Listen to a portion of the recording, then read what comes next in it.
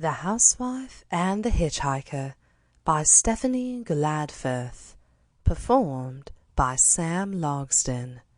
Copyright 2017 by Stephanie Gwladferth. Performance copyright 2019 by Ear Candy Audiobooks. All rights reserved. The Housewife and the Hitchhiker 1. The Housewife's Tale. Part 1. In the Car, June 1995. She saw the girl the moment she pulled out of the service station. Standing by the side of the road with her thumb out, the girl was trying to catch people's attention, but she'd likely have stood out anyway. Long black hair surrounded a tall elfin face with a pert nose and round lips. She was beautiful.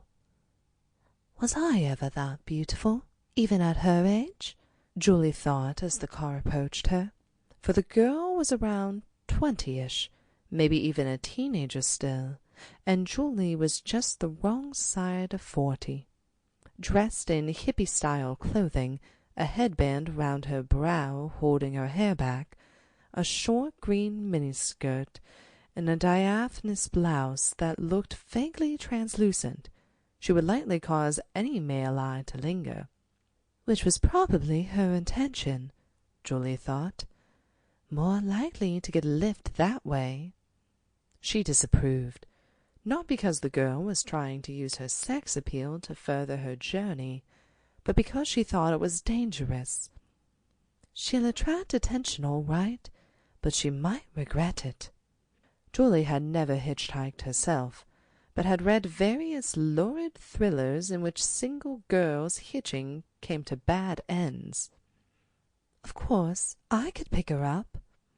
She surprised herself with the thought. Julie had read various other lurid thrillers in which people who picked up hitchhikers suffered for their kind impulses. She didn't know this girl, and, whereas she was intelligent enough to know that the books she read likely exaggerated risks for effect, the risk was still there. And she could be a psychopath, an escaped convict on the run, a con artist, or a thief. Julie looked at her face, closer now, and the girl caught her eyes and smiled appealingly. Without realizing she'd made a decision, Julie put the brakes on, and the car stopped just past the girl. What have I done? Why did I stop? Julie was confused at her actions. I should drive away now, before she gets in. The key was in the ignition and half turned when Julie caught the girl's eyes again in the mirror, and then the girl was opening the door and sitting in the passenger seat. Hi, I'm Kate. Thanks for the lift. I've been there ages.